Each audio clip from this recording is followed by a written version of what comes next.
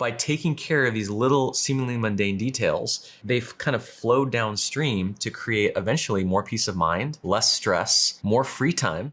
Is like a lot of people wonder, what do investors do all day? Like they just like count their money? They just like research stuff on the internet? Like it's very unclear.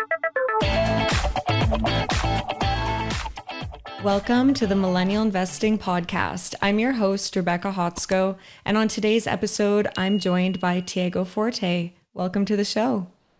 Thank you. Happy to be here.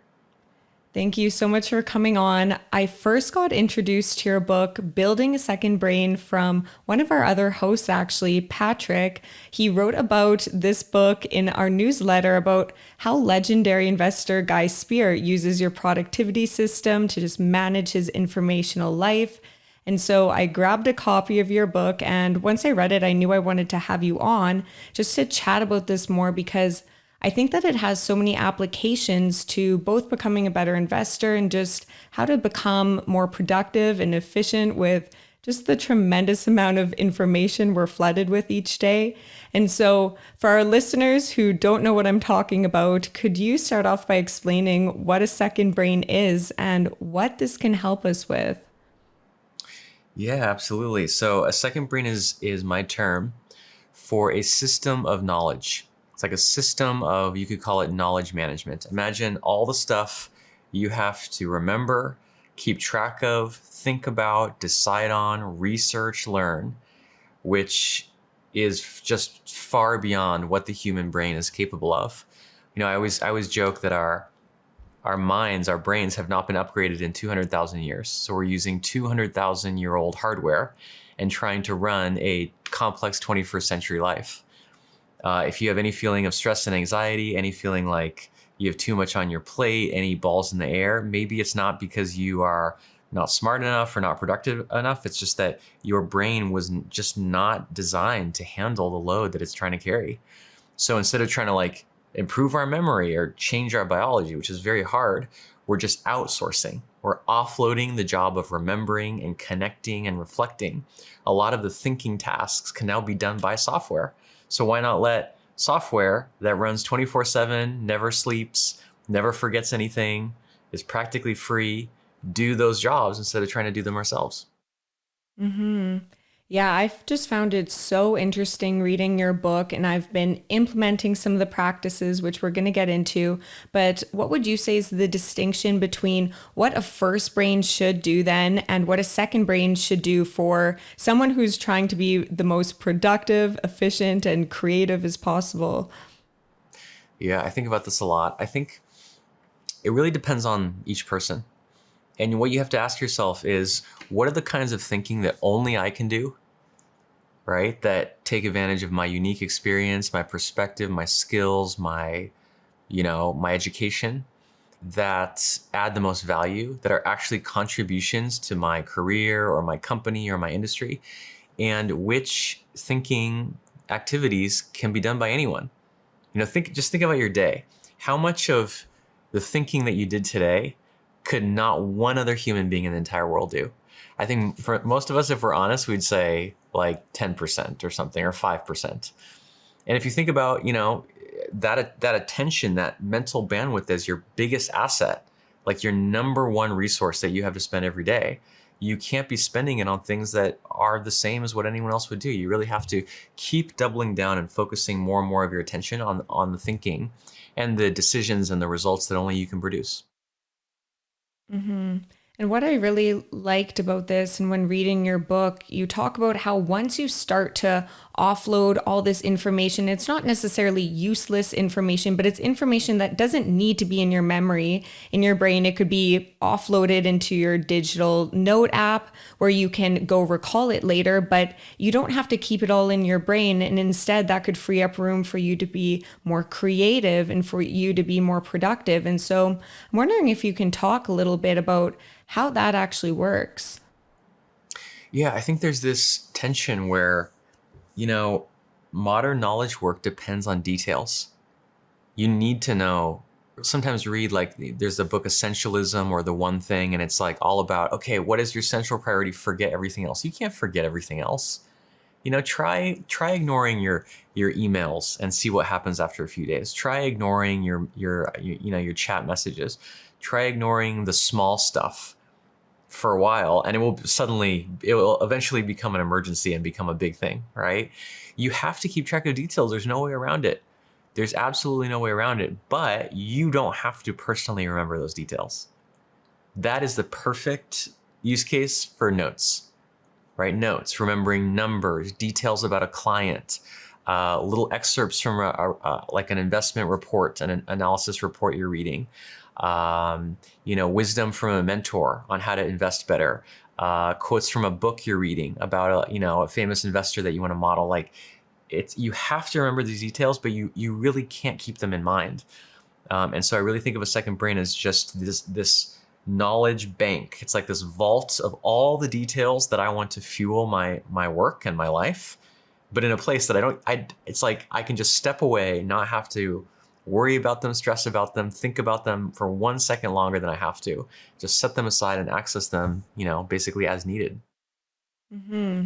And so I guess just to get into it a little bit, you talk about how important and the first step to really building a second brain is writing things down. And this is digital note taking ideally, because then it's always with you.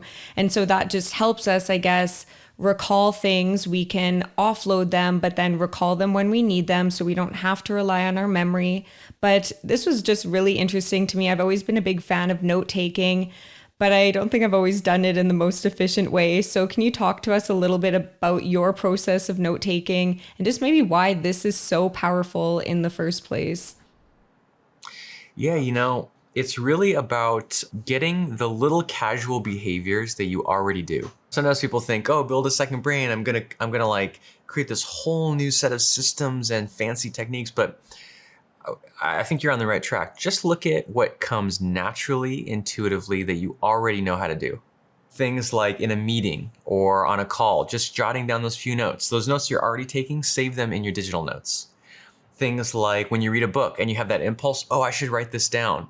Follow that impulse, but just do it in a digital place so that it's like we tend to take notes a lot, but in all these little different places, like a Post-it here, a journal here, some notes in an email, some notes in a Google Doc.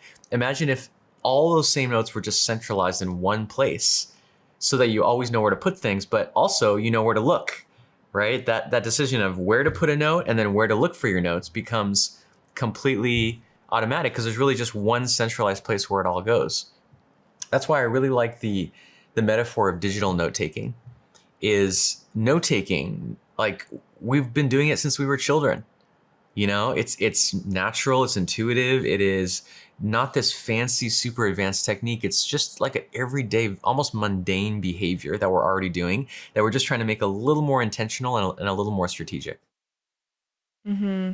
And I'll say, ever since I started implementing this, and it is so simple to do, it's something we know about, we've done throughout school, but then in our adult life, sometimes it just fell through the crack if you're not told to write things down in a lecture. And so, one thing that has really helped me, though, since I've read your book, is I have to consume a lot of information for this role as a podcast host. And so, a lot of the time when I'm listening to, say, another podcast, if I found something interesting, I would take a mental note of it. But then if I ever wanted to really remember what was said, sometimes I had to go back and listen to the whole episode again. And that is just so inefficient. And so I found this really helps with productivity because then you write things down at the time you're doing them. And then you can just go back to your notes instead of having to maybe reread a chapter or have to re-listen to a podcast or whatever it is. It just makes your life more efficient because you don't have to spend extra time redoing something.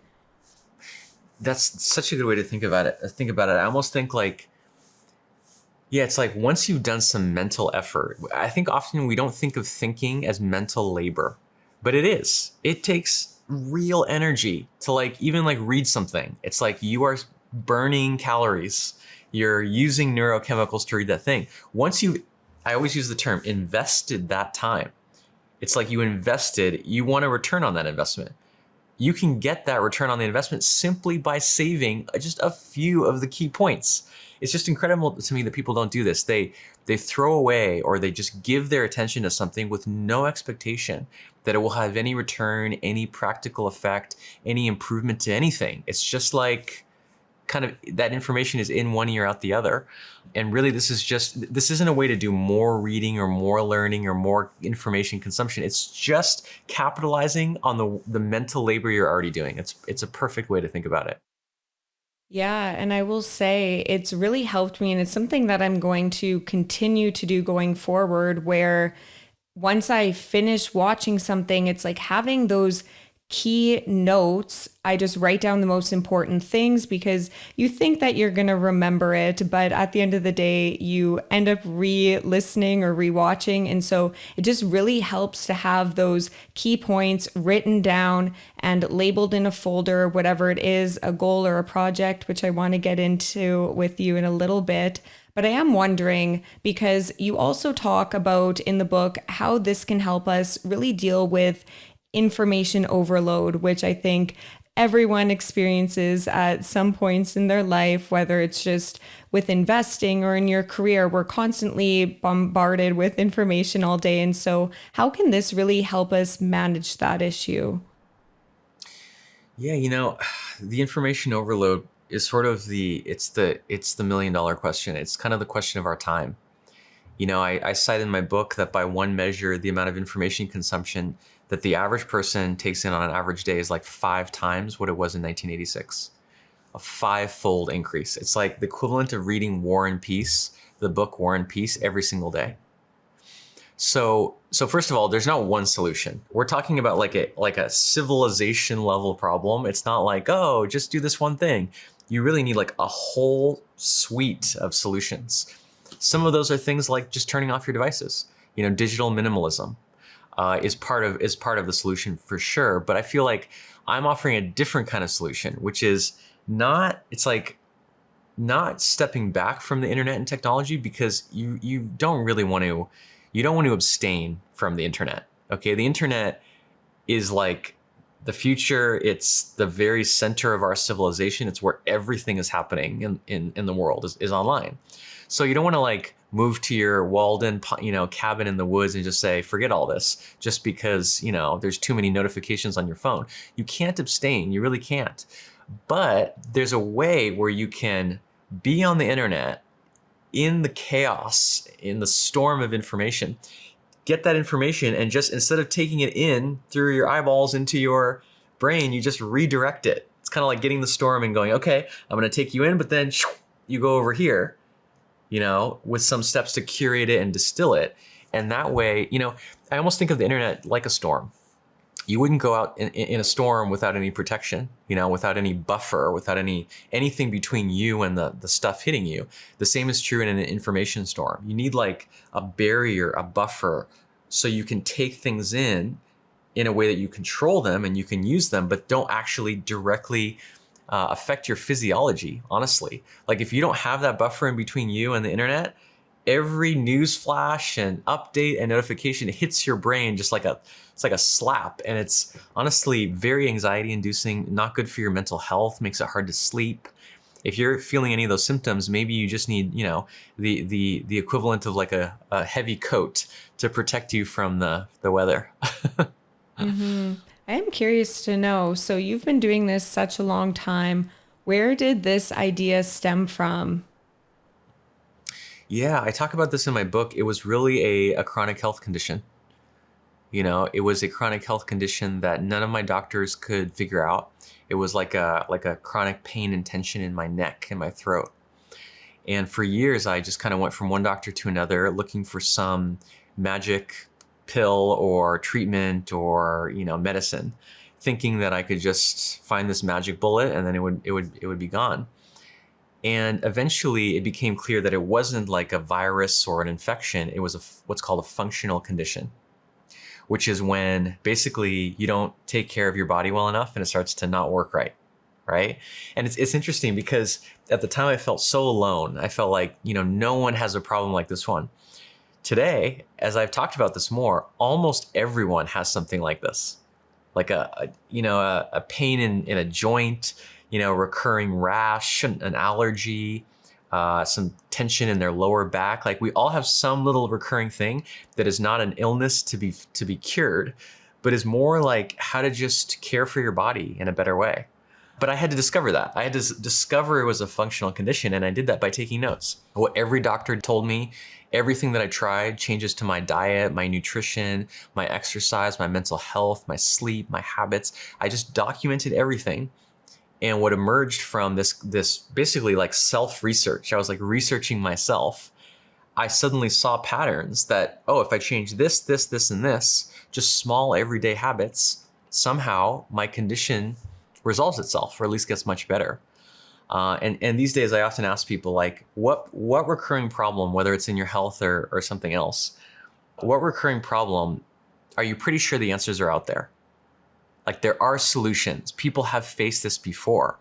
It's just a question of you proactively going out, finding that information, bringing it somewhere you control, organizing it, making sense of it, drawing out patterns, and then just implementing it. I think almost every problem. There's very few problems that no human has ever faced before, you know?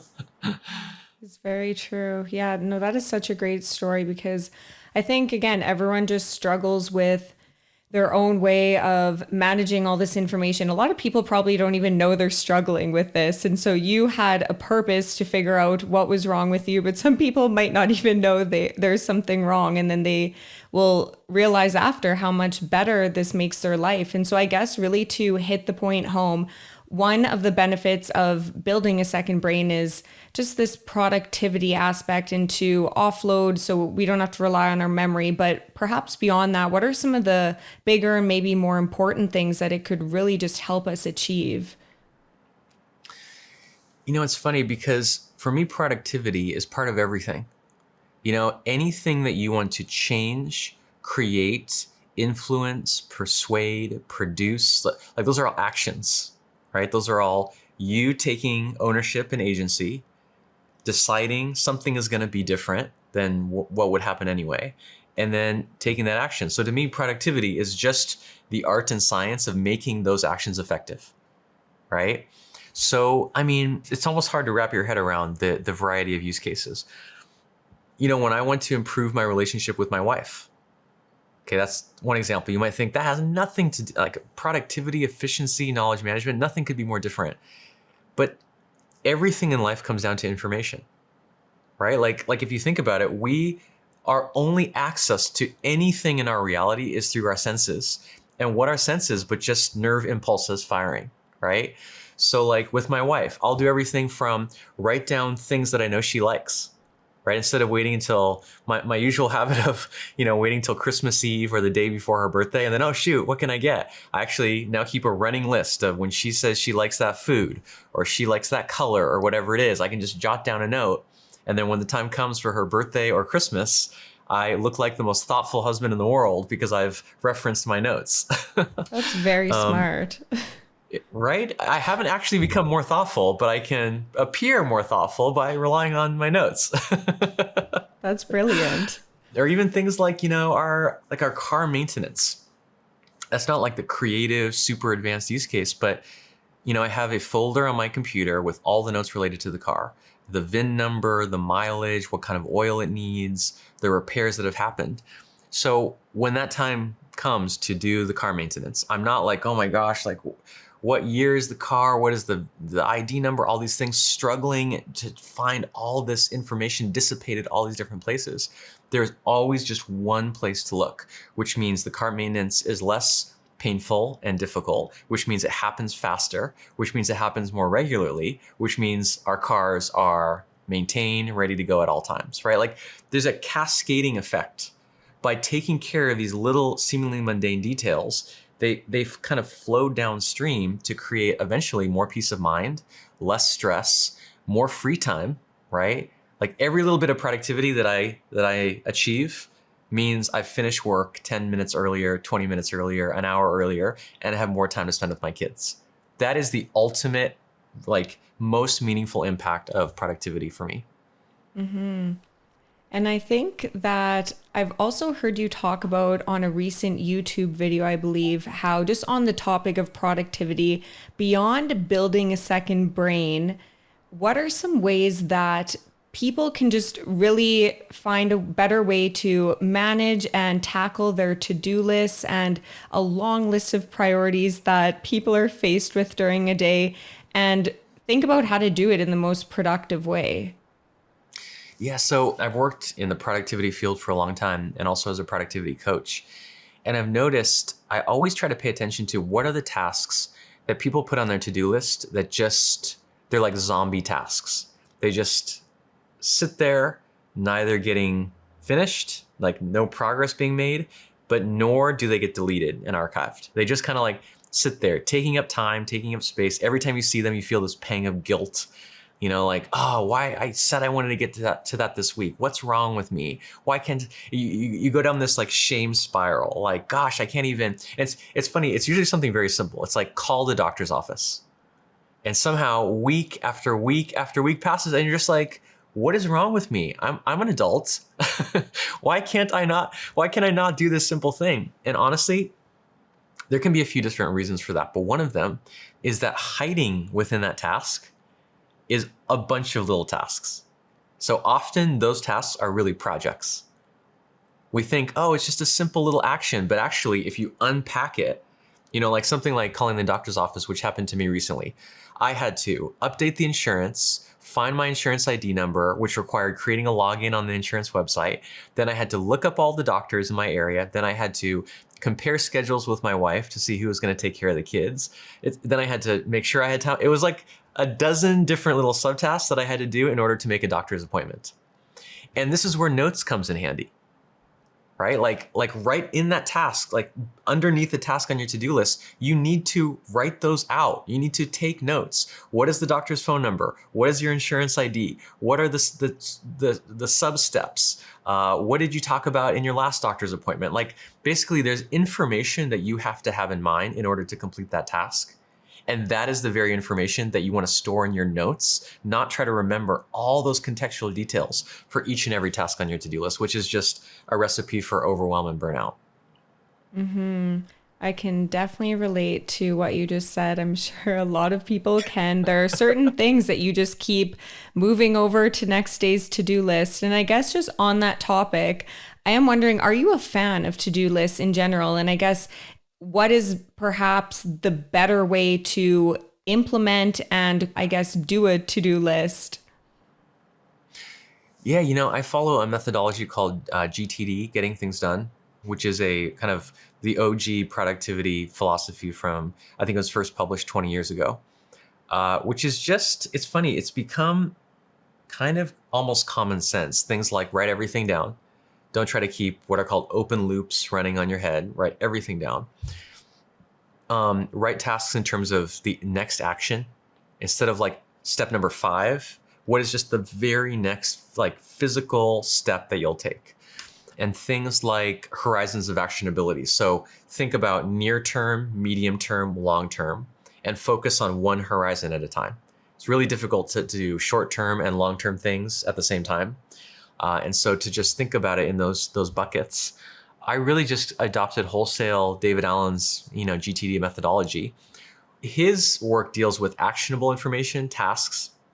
Mine deals with all the other kind of information, which is notes and reference. And if you think about it, those are the only two kinds of information, actionable and non-actionable.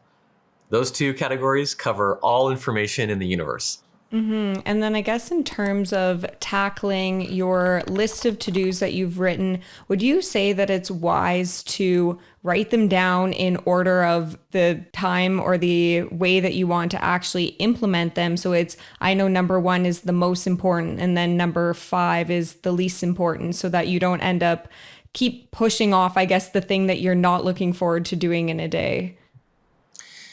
Yeah, I think it is important. I mean, there's all these little constraints that you can create, One is what you said, prioritizing. I mean, if you just start your day by, often it's as simple as resorting that list, right? Like just moving this one up a couple notches, this one down. If you start your day with a prioritized list from most to least important, you've just made your day so much easier and smoother, right? Instead of every time you finish one thing, having to turn back to that list, make a decision, which is the hardest thing for humans, is making decisions, trying to re-evaluate this entire list every single moment throughout the day, you're going to have all this work to do. It's a really powerful way. Another thing is to limit the size of the list, right? Like often people add like 15 things on their to-do list, which they know in their heart that there is not a snowball's chance in hell that they're going to do all those things, or even half of them. But what do? We know this, and yet day after day, oh, this day will be different. We're like eternal optimists. No, this will be the magical day that I actually get everything done. But if you're just honest with yourself, I find for me, if I get 3 or 4 things done in a day, amidst all the meetings and other just email and other things that are kind of built into the day, that's a productive day. What if you really just forced yourself at the beginning of the day or the night before to just say, what were the 3 things? Or even what were the 2 things or the 1 thing? Wouldn't that be a productive day if you got your absolute most important thing done? I think a lot of times people know these things. We don't appreciate the importance of actually adding these constraints to our to-do list. We think they don't matter, or we think it's not worth the time to sort of plan and strategize. But all I can say is it absolutely is. I agree. And I think that's something that's just really helped me during the day is writing my top. It's like a maximum 5 things I usually try to do because I don't write down the more normal things like meetings. So it's like, what are the 5 most important things I have to do every day? Then you're not overwhelmed. And then usually those are things that, yeah, are very manageable in a day. And so I've found that extremely helpful for just feeling more organized during the day and again just productive so that you're not redoing things and you're not pushing things off. And I guess the other thing that I wanted to ask you about is lots of people reach out to you because they aren't making progress on their goals as perhaps as fast or efficiently as they want. And so what are some of the common pitfalls you see individuals make that hold them back from reaching their goals? Gosh, so many things. It's kind of like health. Everyone has their own situation, their own diagnosis. If I had to say what is the bottleneck in most people's ability to move forward, the things that matter to them, it's really self-awareness. It's really knowing themselves, which includes everything from, do you know the way your mind works?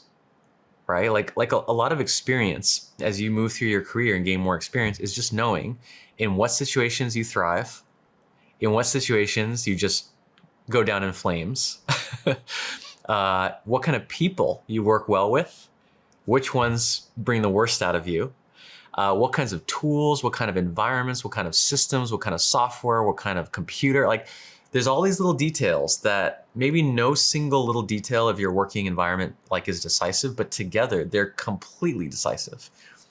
And once you know those things about yourself, if you just continuously put yourself in situations that are best for you, that support the way your mind works, you're just going to be so much more successful. I think self-awareness also very much has to do with the emotional side. And to me, this is like the black sheep or the elephant in the room of the whole productivity world, is that very often when people say, I want to be more productive or I want to learn about productivity, what they're actually seeking is emotional regulation.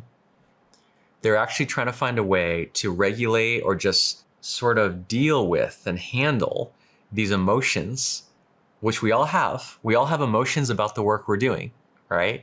We have fear, we have anxiety, we have aversion, we have attraction, we have desire for certain goals and aversion to others. We have uncertainty. We have all these different emotions that just simmer underneath the surface that we often think, oh, I just need to set those aside and just do my job, right? And yet, emotions are information. Like bringing this back to the second brain, emotions might be the most potent source of information.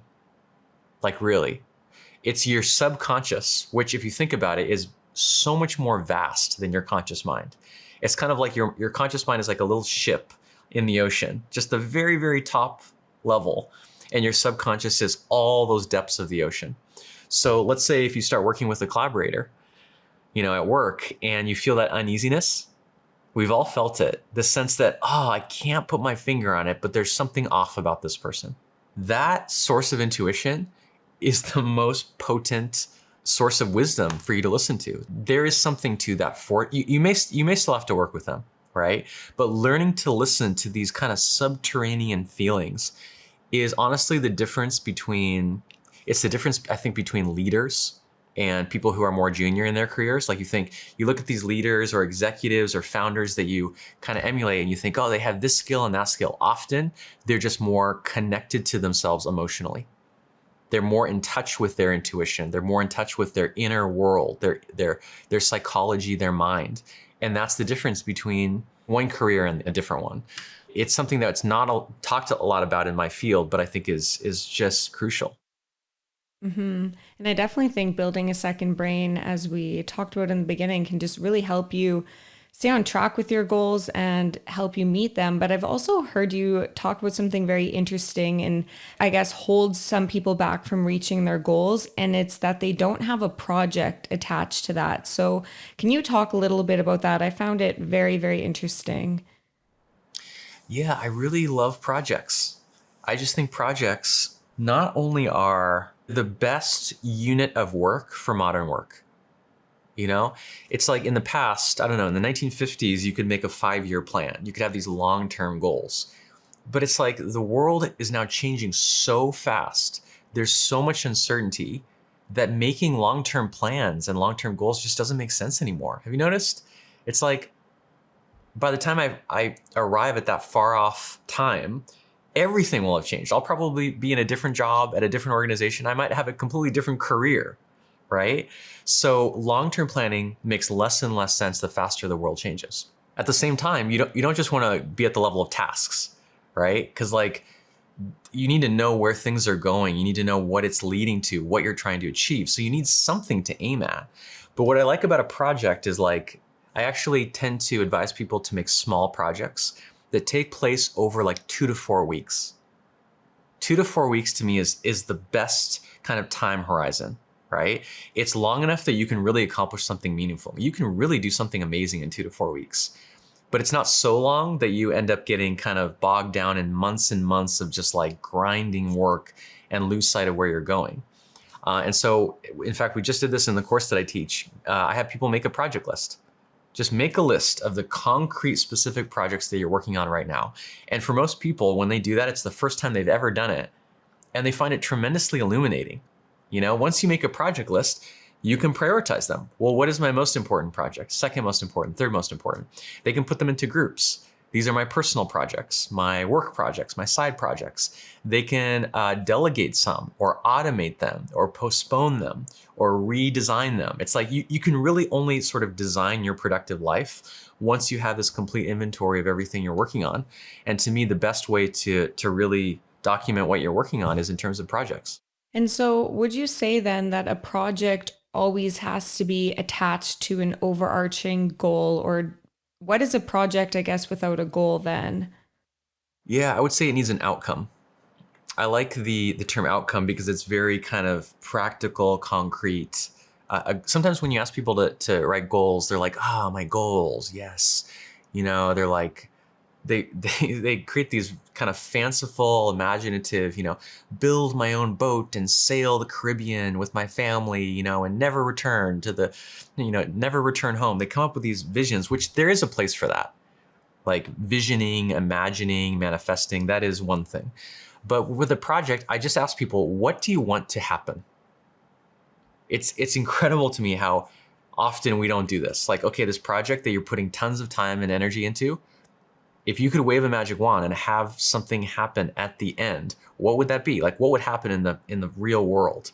And they have to go, oh, I don't know. Often what they'll say is just the project is finished, right? But I'll say the project finishing can't be the outcome because you could finish it right now by just saying, I'm done with it. Right there, like what does the project finishing cause to exist? What does the project finishing make real that wasn't real before? And they often really have to think about it. But once you think of that outcome suddenly, and essentially you know where you're headed, all these pathways to achieve it start to reveal themselves. You start to realize that I've been walking down this one path, but there's this other path. and another path and another path. There's so many ways to produce any given outcome. And that's where creativity comes into play. That's where imagination comes into play. Like it takes imagination to really visualize all the different ways to achieve, a certain outcome. I think this has just a lot of applications too for investors who are managing their own money, doing it themselves, and how they can, I guess, create a framework to make it into more manageable steps. Because I think that's a common problem among everyone, where it's how do I take this thing and put it into daily manageable steps? And I think this is a great process that helps you identify what you actually want to do, because every investor's goal is going to be different. So, what do you want your outcome to be? And then the projects would be how do you get there? Is that the right way to think of it? Yeah, so there's a very interesting application here to investing because, when I was developing this whole framework, I was in Silicon Valley in San Francisco. And there's a lot of investors, that you just meet. There's VCs, there's like VC associates, other investors, institutional investors. And there's something funny where it's like, I don't know, if you're a project manager in a big organization, it's pretty clear what the project is. Like it's what your boss asked you to do. It's what the department said was, the main priority for that quarter, whatever.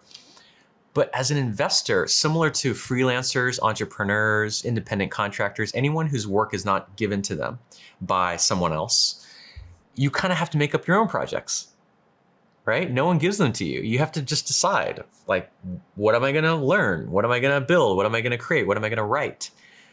And that is so true of investing. Like, you could just kind of it's funny, there's a trend now of on TikTok, of like a day in the life of a VC.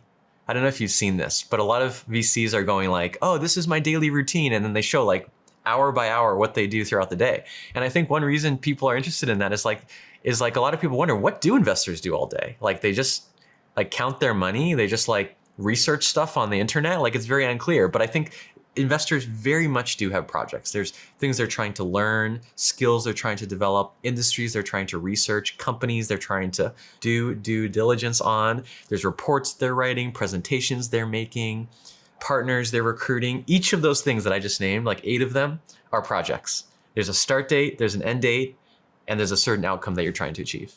And I guess just on that point, so when someone has a ton of different tasks to do during the day, and they perhaps require different an analytical versus a creative aspect, how do you approach tackling these tasks that require different parts of our brain? Because I find personally it's very hard to switch from doing a creative task like editing a video, a podcast episode, to then going and researching what to talk about with a guest or researching investments and stuff. Yeah, that's such a good point. I think this is another one of the big kind of things about the modern condition is we have so many hats we wear. So many hats we wear. We are, we're a spouse or a parent, or like even in our jobs, like just strictly work. You have someone you report to, you might have people that report to you.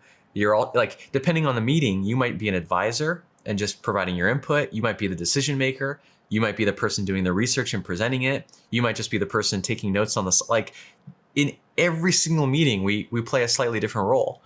So I think one of the things that we have to get good at is compartmentalization. You have to know how to, it's almost like acting, like in this meeting or this, with this client or in this project or this situation, I'm going to play this role. To take notes from that point of view, from that lens, take in all this information, save it in your notes. But then the minute that meeting is done, just get those notes and all those documents and files and just set them aside. Because in the very next meeting, you might have a completely different role to play, or in the next conversation or with the next project. That is really hard to do with your first brain, right? Like, have you ever, like walked away from a conversation? It's like, you're still processing everything that went on is just swirling around your head. And then you have to pivot into a completely different state of mind. And you're like, whoa, you have like mental whiplash. One of the few ways that I found to do that more easily is by taking notes, because I can just get those notes and literally save them, put them to the side on my computer and turn to the next thing. Yeah, a second brain is a way to almost like save your place in a video game. Set aside that progress, turn to something else, and be able to come back and sort of boot up that state of mind once again and continue right where you left off. Hmm. Yeah, that's super interesting. One thing that I've been thinking about doing after I've been writing my own notes after, say, a podcast episode I listen to, I'll keep going back to that, where I write down, say, it's an investment that I'm interested in or something they said, it made me want to look into that further. And I was thinking about for the episodes I produce, is there any merit, do you think, to sharing my key takeaways with listeners? Because often if we have an episode, some of them can be, I guess, very dense with information, and you might leave it being like, that was a great episode, but then you kind of forget maybe the takeaways. And so what I've been doing now since reading your book is almost saying not only the things that I like, but what are the actionable takeaways from each episode? And I was wondering then, have you ever used the second brain notes as something that you share with others? Oh yeah, that's one of the main use cases. Every time you watch a slide presentation, if you just write down 3 bullet points, those 3 bullet points, I call this distillation. They're like the distilled essence of that slide presentation. Often people, like, I'm sure you see this every day, people will say, they'll recommend content to you. Oh, watch this slide presentation, or read this book, or watch this documentary, right? I can just tell you from long experience that is not effective. No one is going to spend 10 hours reading a book, or very few people will spend 10 hours reading a book just because you casually mentioned it, right? But if you send them a little 1 page, or just not even a 1 page, just like a paragraph with some bullet points of a summary, they are infinitely more likely to sort of glance over those key points that you've sent them. And then they can decide. Maybe they'll decide this has no relevance to my current interests, I'm not going to read it. But there's a much higher chance that if they are relevant, they will then read that thing, right? This is so effective that I've essentially stopped recommending content. I only share summaries. All I'm trying to do is help that person decide if this piece of content, this work, whatever it is worth the investment of their time to really consume or not. And whether, like, whichever one they choose, it's valuable to them, right? Like, them deciding, no, this is not relevant, is in a way just as valuable, because now they've not spent all those hours consuming something that is not relevant. And why does that matter is, if you become that person that people expect, oh, Rebecca, she always is just very succinct to the point and respects my time and attention to give me a recommendation with a summary that I can actually act on, your reputation gets better.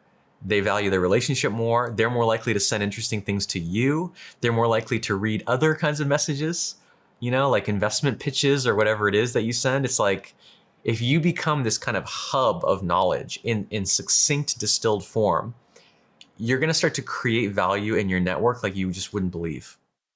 I totally agree. Okay, I'm glad that that is something that you do too, because it just came into my head after reading. I was like, why wouldn't I want to share this, at least the way that I'm interpreting this and what strategy I want to implement after listening to the guest? Because I do get messages from listeners saying, how are you applying this? Or what do you think of this investment? And so I think it would be cool to have that sharing note platform. And so I guess I'm wondering, do you have any that you recommend? I know that you have some in your book, but even for the purposes of sharing, is there maybe a better one? Yeah, I have a YouTube video. It's, I think, the most popular YouTube video we've ever done, with 4 note-taking archetypes. So I basically explain in the video how you are an architect note-taker, a librarian note-taker, a gardener note-taker, or a student note-taker. And then depending on which archetype you are, I then recommend specific products to you. But some of the most common, just generally from that framework, are like Notion, Evernote, Obsidian, and Apple Notes. Those are probably the 4 most common. And those correspond to each of the 4 archetypes. Okay. Yeah, that is super helpful to know. And I guess just for our listeners who are going to read your book, but what would you say is a great first step that they can take? That's something actionable they can do after listening to this episode today. Yeah, here's what I would recommend they do. Don't even download a new app, right? Like, you don't know if this is for you. You don't know if this is something you're going to be committed to. So just do a test drive. Open up whatever is the pre-installed default app on your phone. If you're on iOS, it's probably Apple Notes. If you're on Android, it might be Google Keep, or depending on which version of Android, you'll have something else. But I guarantee you there is some basic note-taking app. And just take one note a day for 30 days. Personally, my long-term average I found is 2 notes a day. That's it. And a note is not this big document. It's like one quote, one image, one idea, one theory, right? It's like, it can be one sentence. Take one note a day for 30 days. It'll take a minute a day, right? Save them in the note-taking app. That's the important part. At the end of 30 days, just open up that app, look through these at least 30 notes, and think about how you might leverage those notes to become more productive, more effective, and more creative, right? I won't even suggest how that might be, but just ask yourself, if you don't look inside that application and find ways that you can use 30 notes that you've taken, one note a day, nothing else that I say will convince you. You really have to convince yourself. But the best way to do that is to just try it as a habit for 30 days. You can put it on your calendar, set a reminder on your phone. Prove to yourself that you do, I think the big barrier that people have to overcome is they actually, in their heart of hearts, don't believe that they have access to good enough ideas, whether their own or ones in the outer world that they encounter, to be worth this effort, to be worth taking notes on. So the first thing you have to do is prove to yourself through this little 30-day experiment that you do. Because what happens for most people is they look at these 30 notes and they realize, oh my gosh, I have access to so much knowledge, so much wisdom. I'm intaking every day so many insights from podcasts and YouTube videos and articles and books and shows like this one. Once that light bulb turns on and you really start believing in the power of the ideas that you have access to, everything else is going to come naturally. At that point, go to my YouTube channel, go to my blog, read my book, follow other creators and content creators who write on this stuff. Like, there's so much out there. But the initial spark of wanting to do this and believing in it is the thing that you have to do first. I think that was such a great tip for everyone to start with if they don't already take notes. And I guess just for someone who is completely new to note taking and they're not even really sure what they should be taking notes on, should, I guess, the criteria be it's something they find interesting, something they want to learn more about, maybe it's related, it doesn't have to be related to their job, it could just be interests, or what's a framework or criteria you kind of use? Yeah, often people, they really take notes through the lens of should, right? I think it's because that's what we were taught in school, right? What would the teacher say? You should take notes on this because it will be on the test.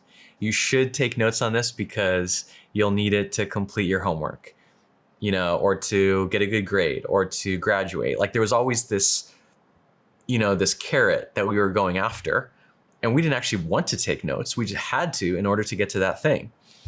But once you leave school, it's very different. No one is telling you to take notes or telling you what to take notes on.